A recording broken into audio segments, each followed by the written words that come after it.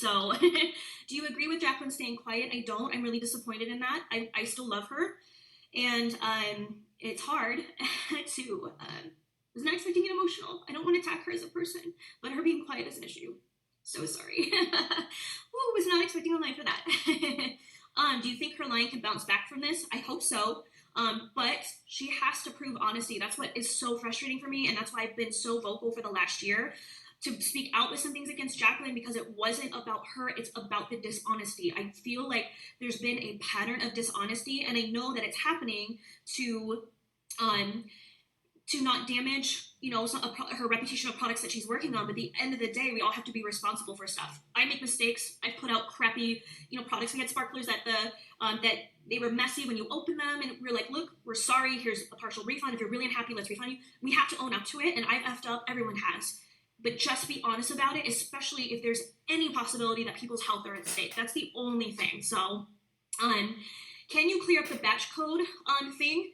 Generally, each product that you have, if they make a batch and different colors as well, will have a different code. When I get even R&D samples, research and development samples, which I have downstairs on my desk, but I'll get lab samples, each color will have a special code for that.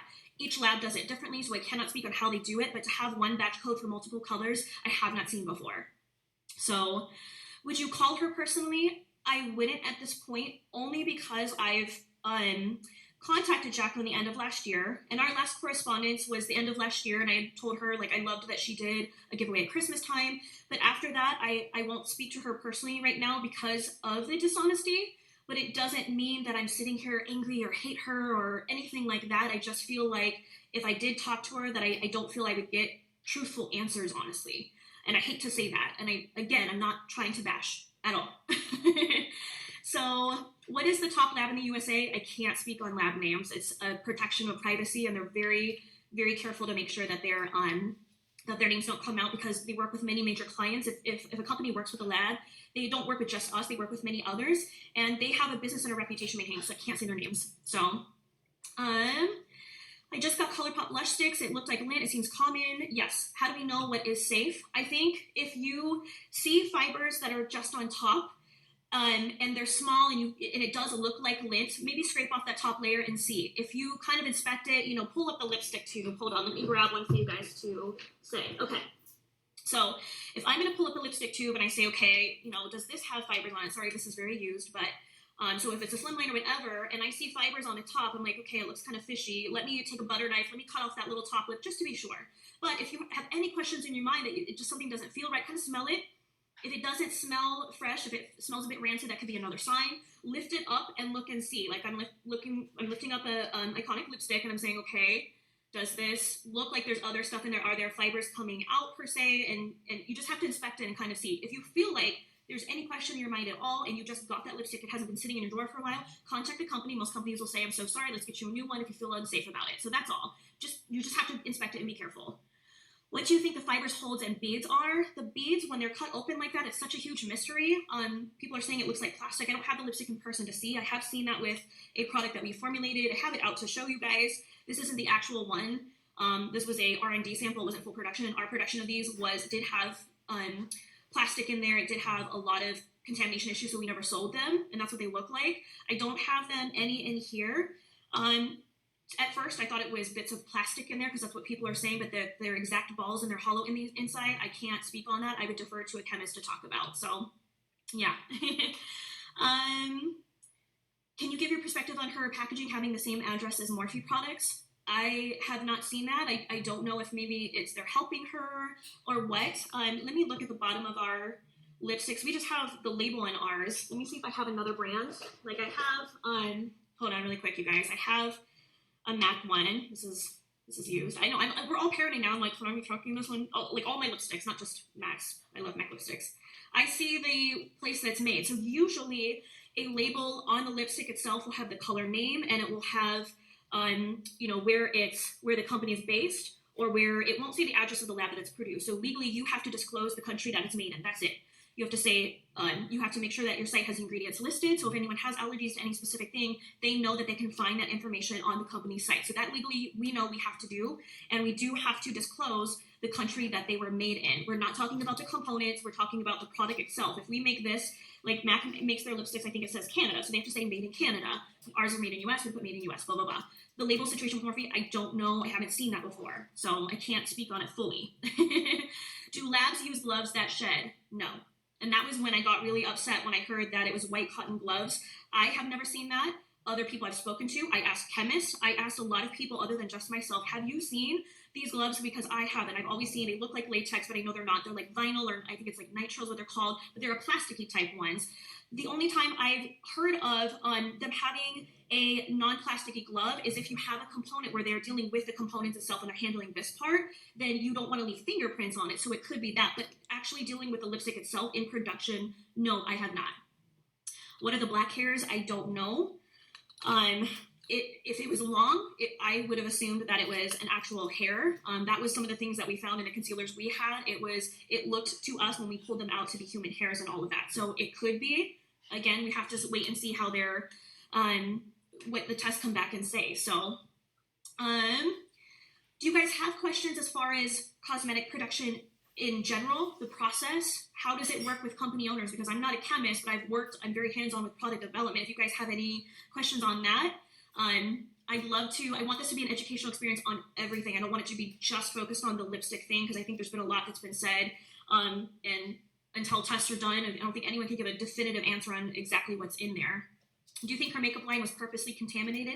I don't believe so, because if a lab were to purposely do that, it would be very possible an investigation would be done to see if they did that. I don't feel any lab would risk their entire business to do something for one client. So I don't feel that that was the case. We never know what people do nowadays. I don't know. How do you focus on finished product before it goes out? So for Makeup Geek, I can only speak on us. When we get product from the labs, we know that the labs themselves do QC checks. They do quality control to make sure that the batch is good, that the formula is good. Usually we get what's called a standard. So after production is done and they press, like for example, an eyeshadow, they send me an eyeshadow pan and this is our standard. And they say I have to sign a form that says, yes, I approve this for production. And then they take that and they continue doing that production and they feel like everything looks safe. And then even after they finish production, they do a quality control inspection.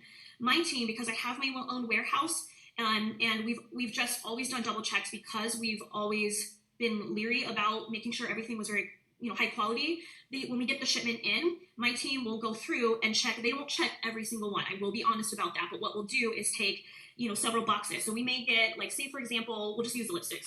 So if I'm ordering 100,000 lipsticks, I'm not just going to get a big box with 100,000 lipsticks. It's going to come with kind of smaller boxes in there, and they're going to be set for usually about 100 a piece. So we'll take a box, we'll open it up. First off, we check to make sure the shipment looks good. We do an inventory count, and then we'll pull random ones and check them. And then as my team, because we do our own distribution, as my team is putting stuff in the boxes and such, we make sure that it gets checked as well when it goes into the box to ship out. So that's just how we do it. That's the process. Maybe different for other people, I don't know. So how often does a product fail quality check? We've had 2 issues now with products not being up to par. So that's been in the last, when was Makeup Geek started? Almost 2012, so 7 years. So we've had a couple ones. Usually when we find a lab that we really trust and we work with over time, their quality is usually pretty consistent and we don't have issues. There's going to be a random one that will have something broken. I don't know if you guys have been on our site, you've seen that we've had like damaged products that we'll sell. It's not contaminated or anything at all, but it may like have a little nick in it, or maybe the pan is shapen differently or something like that. So we always set those aside and try to be as picky as possible and say these aren't bad, they just don't look perfect. So I don't know how they would have come through. So how long do lipsticks take to expire? It depends on the ingredients inside, and I will save that question for the chemist as well to give their input. But generally speaking, creams last for anywhere from 1 to 3 years. It depends on, were they stored in a cool, dry place? Were they hot, and were they in a humid environment? Were they exposed to any elements, or were they in boxes still? There's a lot of variables to say on that, but generally creams will expire anywhere from 1 to 3 years, usually closer to like 2 or 3 years. Powders, a little longer. Usually it's anywhere between 2 to 4 years, and again, it's depending on if it was exposed, were they open in the air, all of that. There's a lot of variables that can affect that. So what would cause a lipstick to be drying when it's supposed to be moisturizing. There may not be enough oils or waxes in there, or it could be that it aged and sometimes things dry out. Hard to say exactly on that too, but how long does production take? Generally speaking, production can be itself anywhere from 3 to 9 months. It takes it can depend on how long does it take to procure the raw materials. So raw materials, your mica, your oils, your binders, are all going to come from kind of different spots, and the lab has to, once you place a PO. So if I know that I'm ordering a thing of lipsticks, I put my 50% down. The lab then knows, okay, we're moving forward with this project, we're going to procure our raws. Procuring raws, because they come from all over, generally take at least 8 weeks for that process alone. It depends on how the lab is booked out. If there's other clients that are coming first and you have to wait until a spot is open for production, that could affect the timeline as well. But usually production itself, anywhere 3 to 6 months is common. I've seen up to 9 months as well. So, and that doesn't account for all of the shipping time coming from wherever it's produced to your facility, the packaging the lipsticks in the boxes, putting the labels on, all of that stuff is a whole nother step. So, yes. What's the longest period of time you've ever had lipstick sitting around waiting to be shipped out to customers? I would say it depends on the color. Some colors move more than others. I would say maybe about a year. We try to keep the inventory moving quick. It depends on, sorry, where I was going with that. So usually about a year. If we feel like they've been on the shelves a bit longer, then we'll start pulling and making sure everything looks and feels okay before we ship them out. But we try to, I don't know if you guys have seen, not only our company, but many companies that are out of stock on stuff. It's because we've got to wait for that reorder to come in, and because that production takes a bit, it's kind of a process of constant, like, okay, when is this going to sell out? We have to order ahead of time. It's a very, very tricky game of just staying on top of inventory. It's a huge job, and mad respect to my team who manage that. It's tricky. Okay, so because it's 12:30, you guys, I think I want to get the first chemist on because I know that they're waiting and their time is precious. So I'm going to give Ashley a call first, and if you guys can't hear, let me know. I'll put the phone as close as I can so you guys can hear, and if you can't hear, I'll repeat what she's saying. So give me 1 second. Ashley, if you're watching, I'm calling you. Hold on really quick. Okay. So Ashley is from Molecular Makeup, and I'll let her introduce herself as well.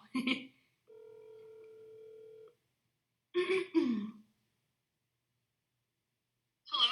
Hi, Ashley. It's Marlena. Hey. Okay, so I've got you on live, and I've got you on speaker so everyone can hear. Can you guys let me know, is Ashley speaking? If you can't hear, so I can repeat. But I was going to see if you want to introduce yourself first and just say, what do you do? What is your experience? How long have you been doing that? And I already let them know that to find you on Molecular Makeup. And after this video, guys, I'll screenshot her handle. So if you want to check her out, great. It would be amazing. Thank you so much. So my name is Ashley, and I have a master's degree in chemistry, and I'm currently working on my PhD in chemistry under the branch of glycoscience, which is at the interface of biology and chemistry. And I have a passion for both chemistry and cosmetics, and I really love researching cosmetic ingredients and explaining the ingredients based on my knowledge and understanding of the chemistry involved. Mm-hmm. That is amazing. So, I don't know if you guys can hear, Ashley has her master's degree. She's working on her PhD. She has stated that she wanted to let you guys know that she is not currently a cosmetic chemist. That is her goal for the future as she works on her PhD. But she does have the education and experience to at least speak. I believe it's on ingredients and all that, right, Ashley? Right, yeah. I feel like I can offer information on ingredients, proper lab protocol, and things like that. Okay, good. Well, I'm going to let myself be on speaker. So if you guys have questions for Ashley from a chemist standpoint, and again, I wanted the chemist to come on because I don't want to be the only person. I don't want you guys just to listen to what I have to say. I want to defer to people who are professionals, have the experience, have the education and knowledge and all that. So, okay, what questions do you guys have? So, Silly Maflora says, from a chemist perspective, is do you think mold is suspected to be in the lipsticks? And only answer, Ashley, on what you feel comfortable. Okay, so definitely there would have to be lab testing done to say with 100% certainty. However, I did watch Raw Beauty Christie's video, and I showed a microbiologist who is my colleague who has a lot of experience analyzing fungal spores, and based on some of the microscopic images that she showed in that video, he said that it did appear to look like a spore, but again, we cannot say that for certainty without lab testing. But I just wanted the consumers to know that that potential does exist, but it's very important to know that lab testing has to be done before that can be said with certainty. Mm-hmm. Okay. Does the embedded fibers, in your opinion, look like hyphae? Is that how you say that?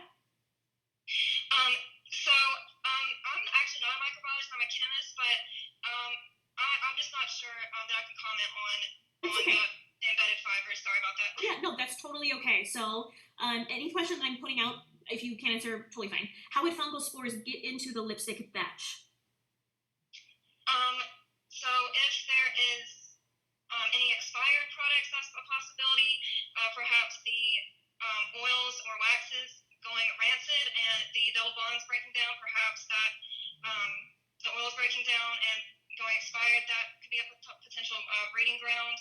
And it also could just be a risk from contamination as well as from other particles as well. Okay.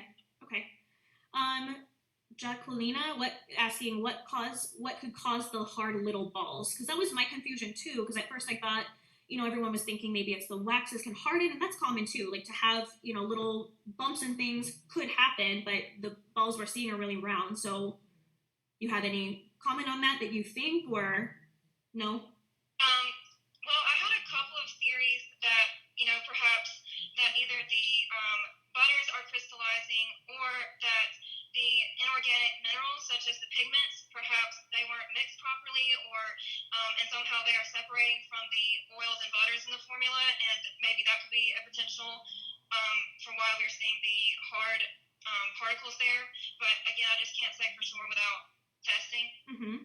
Okay, I have one question that says, how do labs usually clean or sterilize the equipment? Is there a certain process you've seen? So for me, whenever we are doing any experiments, for example, expressing proteins or anything like that, we always spray everything down with 70% ethanol, and we also we wear nitrile gloves and spray down the gloves with 70% ethanol to ensure that there is no contamination on the gloves, no bacteria present on the gloves that could contaminate anything. Okay, got you. One girl, I'm sorry, I didn't see the username, that is asking, how long does testing usually take? So for microbiology, I think it can take a few days to get the results back. It just depends on the type of test. But again, I don't have a lot of experience with microbiology, so I can't say for sure. But from my understanding, I think it can take a few days to get those results. Okay, got you. Okay. Are there any questions you guys have from a chemist standpoint, production standpoint? Are there any ingredients that you guys want to know, like, what ingredients are usually in lipsticks, what ingredients are in other makeup products? You guys have any questions on that? Because I know everyone keeps asking, like, what are the holes, what are the fibers? We already know we can't fully say until those are tested, but I want this opportunity for you guys to ask questions about how everything is made, to be very educated on just stuff behind the scenes as well. So, do you think the formula should be in that kind of packaging, or should be more than a slimline packaging? I don't know. Do you want to answer on that, Ashley? Because I know with the cosmetic thing, because she's not a cosmetic chemist. I know. I do think, but since the melting point of the mango butter in the formula is it begins melting at 86 degrees Fahrenheit, I do think that would be a good idea, because the melting point of a mixture is both lowered and broadened when you have a mixture of compounds. So I think that would be the best option. Okay, got you. Okay. Someone's asking, I'm not sure what the difference between chemistry and biology is. We'd love to have the chemist give us some education. That's actually a good question, the difference between chemistry and biology, just for those who may not know. Okay, so for chemistry, we are looking at molecules and how they interact, and for biology, it's more of how it interacts for living organisms. So yeah, I hope that answers the question. I hope so. Does that answer your guys' questions on the difference between chemistry and biology? So with it using the mango butter, which melts at 86 degrees Fahrenheit, impact what happens to the lipsticks if they put them in their pockets and such. So that was my question too, on not just cosmetics, but anything that is made that may have a melting point at a certain one. When it gets very hot in the summer, and we're in summer now, could that affect things if, like, you place it in your pocket, or you leave it in your purse and it's a warm day and you're walking around? Because does that come into effect when we're talking about melting points? Yes, that could certainly increase the temperature and potentially cause these ingredients with a lower melting point to. So that could be some of the reasons that we are seeing the lipsticks melted. Mm-hmm. Okay, got you. And then the last question I'll take, because we have one more chemist to hop on, is about the type of gloves that you've used in many types of experiences that you've been in. Do you know what types of gloves you guys usually use? Is there a standard? Yes, we always use nitrile gloves because they provide an occlusive, non-permeable barrier. Mm-hmm. So for example, I know you're mentioning the white cotton gloves. So Mm-hmm. I personally don't think that white cotton gloves would be very sanitary because they are porous. Okay. Whereas nitrile gloves provide an occlusive, non-permeable barrier. So I'm not sure about the protocols for manufacturing cosmetics, but in research labs, whenever we're going to express proteins, we always spray down our nitrile gloves with 70% ethanol to ensure that no bacteria is on our gloves and to ensure sanitary conditions. Mm-hmm. Okay. And then one question for me too is, what is the difference, I guess, between using vinyl gloves versus the nitrile gloves? They're made of different polymers. I'm not sure which one would be the best for cosmetic production. I'm not really familiar with what would be the appropriate one to use for cosmetic production. But in all of my experiences in research labs, we use nitrile gloves. Okay. Okay. That is good to know. Okay, well, I'm going to end with that for now, and I will link to Ashley's site. So if you guys have questions to, check out her channel. She does have a YouTube channel, Molecular Makeup. So I'll make sure after the video to screenshot that, just as a thank you for her time for answering some of the questions for us tonight. So I really appreciate it, Ashley. All right, thanks so much, Marlena. Thank you. I'll talk to you later. All right, bye. Thank you. Mm-hmm. Okay, so I'm going to call one other chemist, Morgan, and that's the one that I've worked with and saw recently. So let me give her a call. And I know I'm seeing a lot of comments for you guys saying you're doing this because you're mad at Jaclyn. I am not mad at Jaclyn at all. I want to keep verifying that. I have many emails, many correspondence that I have not put out there in the public to say that I had helped Jaclyn a while ago, even after our collab went down. At that time, I never spoke on it. I never bashed her publicly about that. The conversation came up after the email had gotten leaked. Then it became a talking point. But if I was mad at her because of that, that would have happened. I would have been making comments or showing frustration a long time ago. My thing now is I'm genuinely concerned about the safety of the lipsticks, and this obviously is a heated topic, and this is a great time to talk to chemists about what's going on behind the scenes with how makeup is made, ingredients, all of that great stuff. So let me call Morgan. Hold on really quick, you all. Let me get on the phone with her. Let's see. Okay. See if that was the one that I got through on.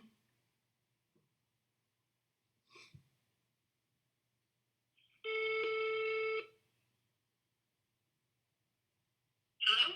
Hi, Morgan. It's Marlena. How are you? Hi, Marlena. How are you? Good. Thanks so much for taking your time.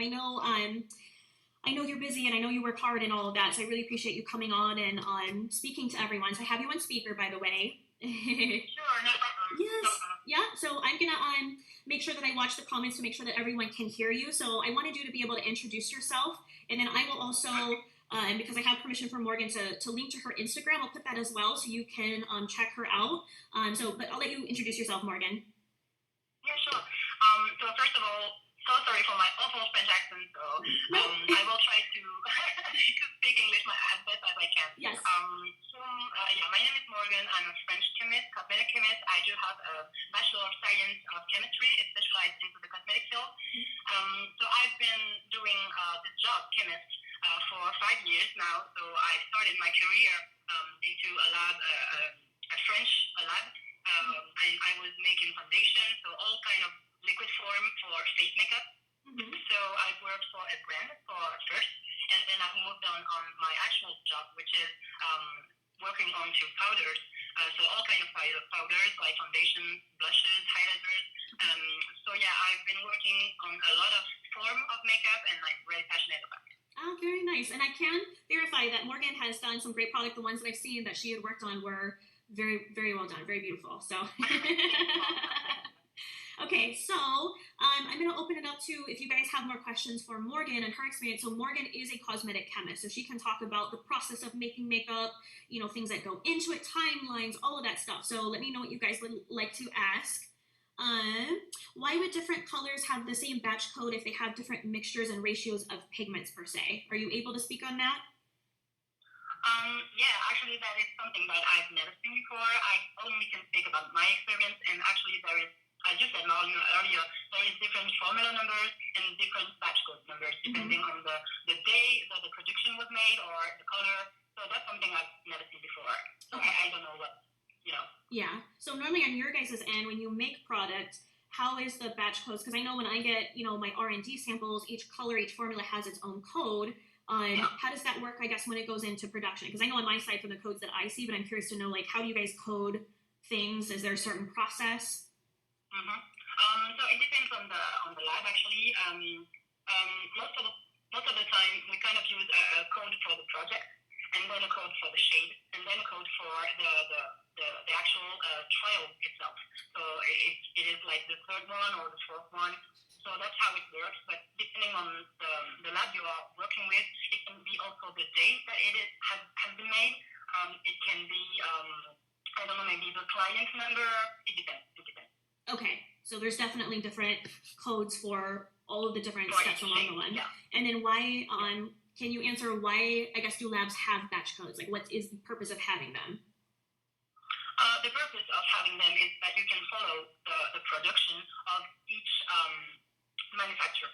So basically, if you want to control a sample when it is on the market, you can kind of trace when it has been made. So you can kind of know which day, which person has made this batch. So you have a lot of information thanks to batch code. Okay, got you. Someone is asking, I'm curious about the common ingredients that people say to avoid, like parabens, other ingredients like that. Are there certain ingredients that, we should avoid, or does it honestly depend on preference or how they mix with other ingredients? That's a tricky question because there is a lot of kind of marketing issue, with those ingredients, especially, for example, for parabens. Some kind of parabens are actually the best preservatives that we have right now. Okay. So other preservatives, even if they are kind of natural derived, they may not be protecting your formula as well as parabens. As for ingredients, it depends. It can be kind of sensitive to an allergic reaction, or it can depend on your taste, on your ethic. If we are talking about the environmental issue, it depends. Okay. And then I had a question too about the whole paraben thing, since we're on it really quick, is if parabens are a great way to preserve makeup, why do you think years ago that everyone was in such an uproar over parabens not being a good option in makeup? Actually, it is right now the best option that we know as it. I think that several days ago, some trace of parabens, a certain form of parabens, have been found, I think, into breast cancer. I think that's the first thing, the start of this story. And I think the magazine and the internet kind of went viral with this. They kind of so everyone was kind of afraid of using them, but there are no studies of link, between cancer, breast cancer, and parabens. And again, there is some form of parabens that are completely safe and that are the best preservative that we have right now. Okay, got you. And then I saw one question pop up asking, why do sometimes lipsticks stain? What causes lipsticks to stain? Because I've seen it happen with several different brands, different lipsticks, but what is it that causes them to stain? Actually, it's because of the pigments and the lake that are used.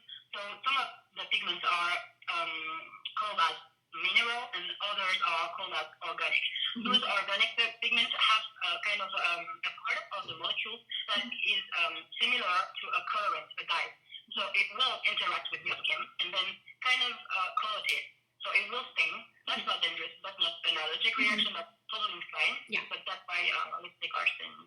Yeah. So I don't know if you guys heard that. If your lipsticks are staining, there are definitely things that we get worried about, and everyone's in an uproar. Staining is not an issue. That isn't something safe yet. It can happen, and like Morgan's saying, it's just it could be the lakes or the minerals that are used. So, does the lab do quality control, or does an external company usually do that for you?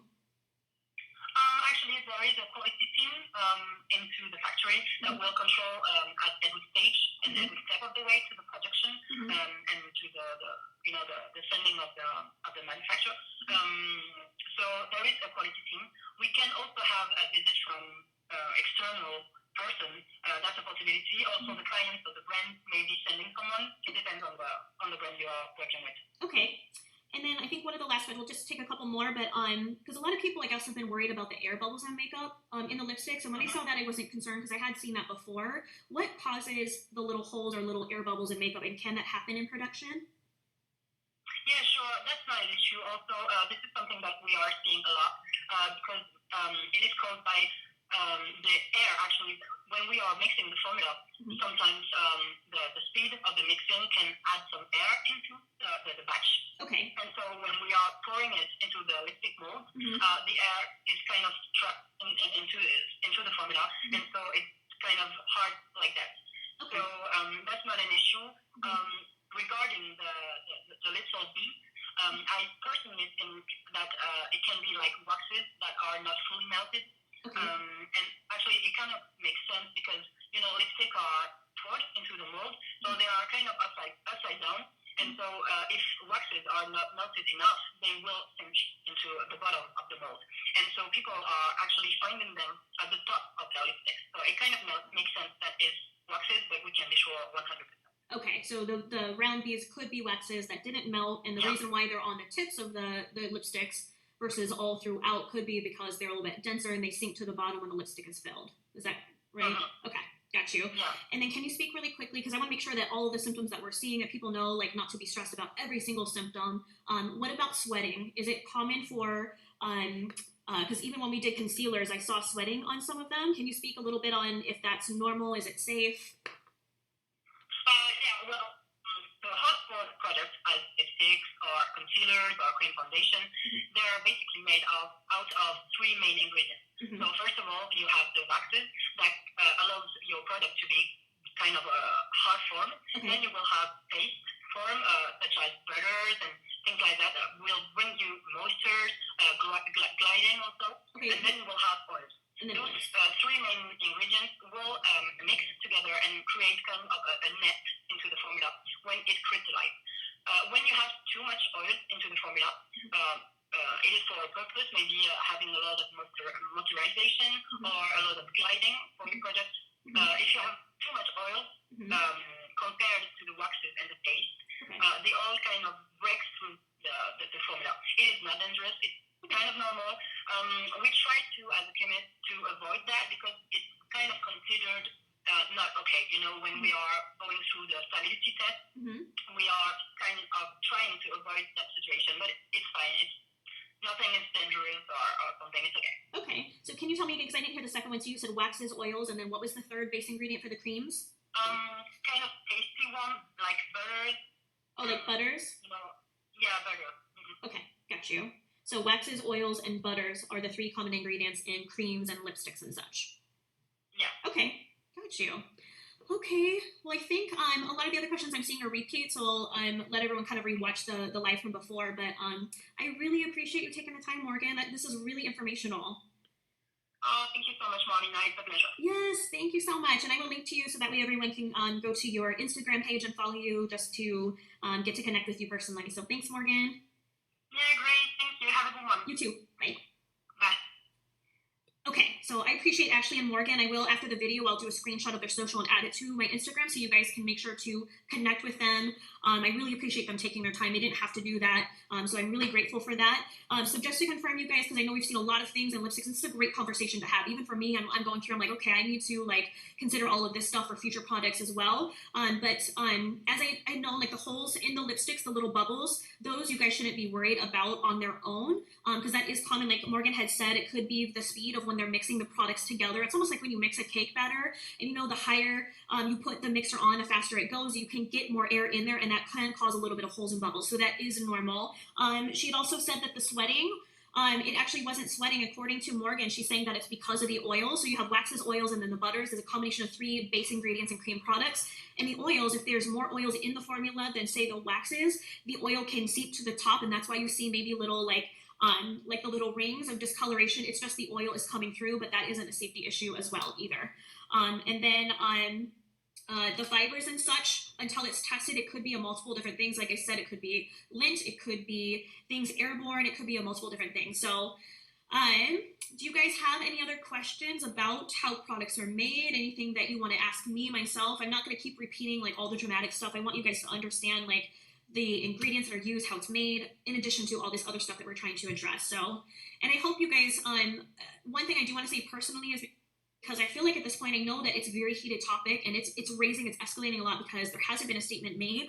But I do think we have to be careful. Sorry, my chair. I do think we have to be careful not to be like, hey, let's not use these lipsticks until there's confirmation from testing to say, are they okay to use? So just set them aside, put them somewhere. But let's not, knowing that, hey, I'm not going to use this. Keep yourself safe. But let's not freak out and cause this commotion to where now it's like very extreme and all of that. We have to make sure that it doesn't go overboard too. I hope I'm saying that right, because I want to make sure. I know we've seen a lot of things where like, my lips cut, I got to the hospital. It's like, okay, well, let the doctor decide what specifically that's from. It could be from that. It could be from other things. You can't tell. Just the doctor has to tell you, honestly. So let's not like make it, let's be concerned. Let's be careful, but not like have pandemonium and everyone's like grabbing their children and stocking up on Walmart. We're going to Target. I got to get food and stuff. The world's ending. Let's keep it safe, but So anyways, you guys, when a product sits on, Brianna's on here. Hi, Brianna. When a product sits before going out, what is protocol for that? Is it in a box, lipstick tube, or on a shelf? So I'll speak on my part. So generally, we have kind of like two pulling stations. So I've shown behind the scenes for Makeup Geek. We have like huge warehouse shelves where we have products that are still sitting in the boxes themselves. So like a larger box with a set of say 100 product inside. So usually they're sitting in those and they're in a cardboard box. So they're dark and they're sitting on a shelf and we make sure the environment is cool. And then some of them we have that's easier for pulling. So we have all the product that are in like little shelves, and that way the pullers, before they pack the stuff and ship it out, can grab a single item. So we have a portion of them that are then in the tubes, and we know those are going to get pulled first and put into the box to be packaged up and shipped out. So I hope that answered your question, Brianna. If it doesn't, message me again.